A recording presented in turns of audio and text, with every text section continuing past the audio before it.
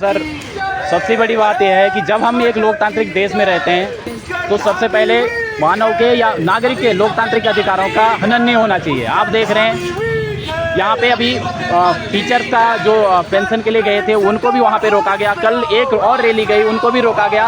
अभी देहरादून में हमारे बेरोजगार साथी आंदोलनरत हैं, उनको भी जगह जगह रोका जा रहा है। धारा 163 लगाई जा रही है हर जगह। लेकिन सीधे मैं उत्तराखंड सरकार को ये कहना चाहूँगा, अगर आपने ऐसा ही करना है, भर्ती लीक ही करनी है तो सीधा टेंडर डाला जाए, सीधा टेंडर डाले, ना कि सीधी भर्ती करें। जिसके बस का होगा वो लेगा, जिसका नहीं होगा तो हम कम से कम हमारे आंखें तो नहीं फटेंगी। आप देख सकते हैं सर, मेरे साथ मैं वीडियो बीपीडीओ एग्जाम में 0.25 मार्क्स से रह गया। मेरे पास CCC डॉक्यूमेंट नहीं था, फिर 2.5 मार्क्स से रह गया। अगर इस प्रकार कहीं ना कहीं उसमें भी धांधली हुई होगी, अगर एक दो व्यक्ति या एक दो कैंडिडेट अगर वहाँ सेटिंग से नहीं जाते तो क्या पता मैं आज वहाँ पे बंद रखा होता। यानी कि रोजगार देखो सर, उत्तराखंड का युवा बहुत ही बेरोजगार है। हमारी एक मात्र मांग है CBI जांच। आपने नकल विरोधी कानून लाया, लेकिन इसको इम्प्लीमेंट क्यों नहीं कर रहे हो आप लोग? इसमें आजीवन कारावास की आप बात कर रहे हो। अगर हाकिम को आपने जेल के अंदर डाला था तो क्यों नहीं इसको आजीवन कारावास डाला गया? सर मैं इतना ही कहना चाहूँगा, CBI मांग एक मात्र मांग है हमारी, बस CBI मांग करें तभी जाके पेपर में ट्रांसपेरेंटी आ सकती है। एक मात्र मांग है। आशीष विश्वकर्मा है और मैं युवा कांग्रेस में जो है जिलाध्यक्ष हूँ उत्तरकाशी में।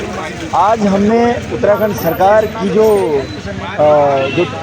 जो तानाशाही है, नाकामी है, उसके खिलाफ हमने जो अभी पेपर लीक हुआ परसों, उसके खिलाफ बड़कोट के अंदर जो है पुतला दहन का कार्यक्रम रखा था, जिसमें सारे यूथ कांग्रेस के युवा यहाँ पर आए और हमारे साथ यहाँ पे सरकार का विरोध किया। जिस प्रकार से 2016 से उत्तराखंड में भर्ती घोटाले हो रहे हैं, पेपर लीक हो रहे हैं, वो उससे ये साबित होता है कि जो उत्तराखंड सरकार है वो लगातार फेल हो रही है।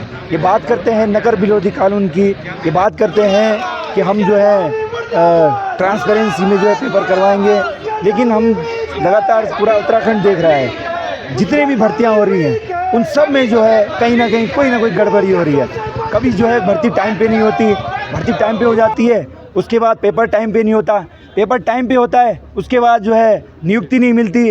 अभी जो है कुछ टाइम पहले जो है इन्होंने विज्ञप्ति निकाली थी पॉलिटेक्निक लेक्चरर की, वो भर्ती कोर्ट में चली गई। उत्तराखंड लेक्चरर की भर्ती थी, उसमें इन्होंने स्क्रीनिंग को हटा दिया, उसके बाद वो भर्ती भी जो है अब गर्त में चली गई। उसमें कोई नोटिफिकेशन नहीं है, उसका कोई अता पता नहीं है। इन्होंने जो है बड़ी मुश्किल से 2 साल में LT की भर्ती करवाई, LT की भर्ती में सिलेबस चेंज करवाया इन्होंने।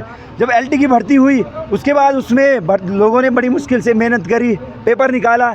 6 महीने से 8 महीने हो गए हैं वो देहरादून में जो है आंदोलन कर रहे हैं, लेकिन उनको अभी तक नियुक्ति नहीं मिली किसी भी कॉलेज में। उसके बाद अभी परसों पेपर हुआ संडे को, उसमें जो है पेपर लीक हो गया। अब साहब पेपर लीक हो गया, इनके मंत्री जो है अपनी बाइट दे रहे हैं, उसमें कह रहे हैं कि भाई तीन पेज जो है इनके जो है लीक हुए हैं, और उसमें जो है पूरा पेपर कोई लीक नहीं हुआ और इस भर्ती में कोई लीक नहीं हुआ। आप ही समझ सकते हैं, पूरा उत्तराखंड देख सकता है इसमें कि तीन पन्नों का बाहर निकलना कितनी बड़ी बात है। अगर 3 पन्ने निकल सकते हैं तो पूरे पन्ने भी निकल सकते हैं।